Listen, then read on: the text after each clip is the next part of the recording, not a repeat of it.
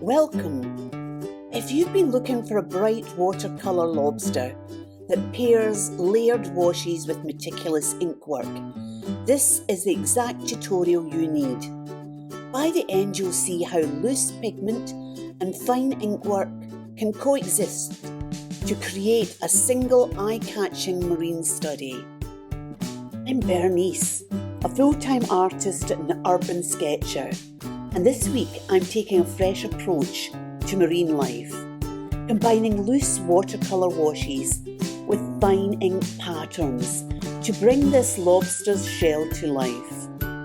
I'll show you exactly how I balance layered bright blue colour washes with delicate detail so the patterns enhance, not overpower the painting. There's one tricky detail to manage, preventing the white spots on the shell from being obscured by multiple coloured washes. I'll point it out early and demonstrate the simple method I use to keep those highlights crisp. I begin with a light pencil sketch focused on proportion, the asymmetry of the claws, the position of the tail, and the placement of the legs. This foundation is about thinking ahead and deliberately leaving room across the shell for ink motifs, so the composition reads clearly from a distance and also close up. Once I'm satisfied with the sketch, I switch to fine marker pens. I start with the outline and then add details across each shell segment, delicate dots and squiggles, aiming for a balance where patterns suggest texture without becoming overpowering. The ink becomes a language. It reads as decorative and structural, adding an extra dimension to the lobster's appeal. Next comes the first transparent watercolour wash. I work primarily with phthalo blue and Prussian blue. The first wash is intentionally loose.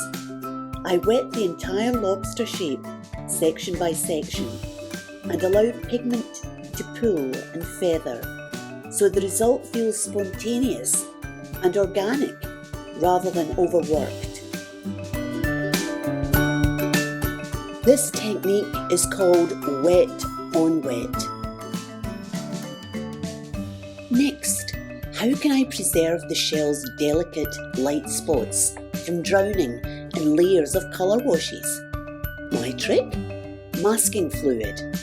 I brush it carefully onto those selected areas over the first pale wash to save the soft blue glow. Once dry, I layer the washes freely on top, confident the light is safe. When finished, I carefully lift the masking with a knife, revealing the bright shimmer beneath.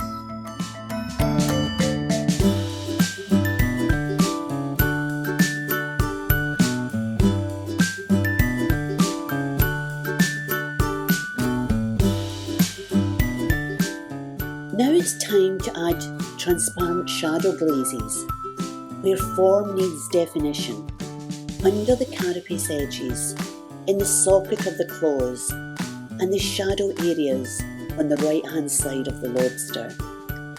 Because the ink sits under the transparent glaze, the details remain visible, while the lobster gains its subtle three-dimensional form.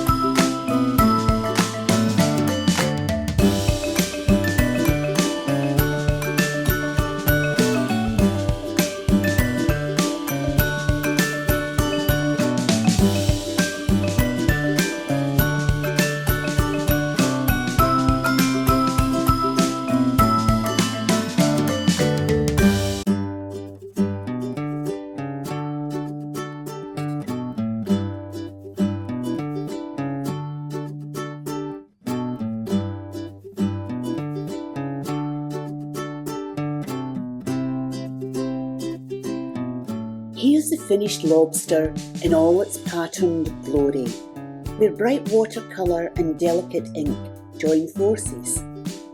If this tutorial sparked new ideas, check out my Line and Wash Guinness Storehouse video next, and subscribe so you don't miss next week's Sea Life watercolour.